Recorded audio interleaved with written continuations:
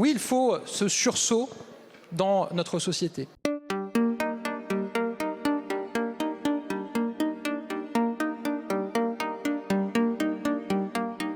Une enfant de 13 ans violée à mort, un jeune garçon lynché pour des raisons abjectes, une pharmacienne assassinée en Guyane.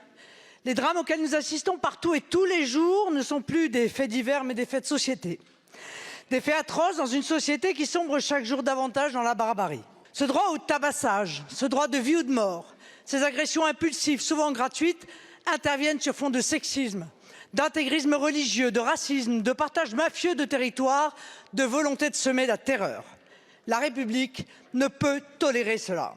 Pour notre part, nous y sommes prêts. Mais vous, Monsieur le Premier ministre, qui êtes aujourd'hui en charge de prendre des décisions, que comptez-vous faire pour sortir du commentaire et entrer dans l'action? Ce qu'il y a derrière cette question des renforcements des moyens techniques, opérationnels, budgétaires, c'est la nécessité effectivement d'une forme de ressaisissement sociétal. On ne peut pas tolérer un certain nombre d'images ou un certain nombre de faits qui ont traversé l'actualité ces derniers jours. Il n'y aura jamais dans notre pays de droit à tabasser, de droit à frapper, de droit de s'en prendre à un garçon parce qu'il aime une jeune fille, de droit à s'en prendre à une jeune fille parce qu'elle n'épouse pas les mêmes convictions, y compris religieuses. Oui, il faut ce sursaut dans notre société. Nous travaillons avec mon gouvernement, avec mes ministres, à un certain nombre de mesures et à un plan qui sera présenté dans les prochaines semaines. Il y a des enjeux qui concernent la parentalité, ça a été dit. Il y a des enjeux qui concernent l'éducation nationale.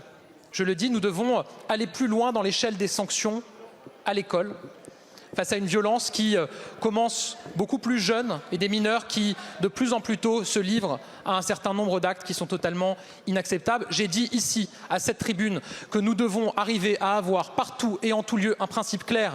Tu casses, tu répares, tu salis, tu nettoies, tu défies l'autorité, on t'apprend à la respecter. Je le redis ici, c'est ce principe qui sera suivi par mon gouvernement dans les annonces que nous ferons dans les prochaines semaines.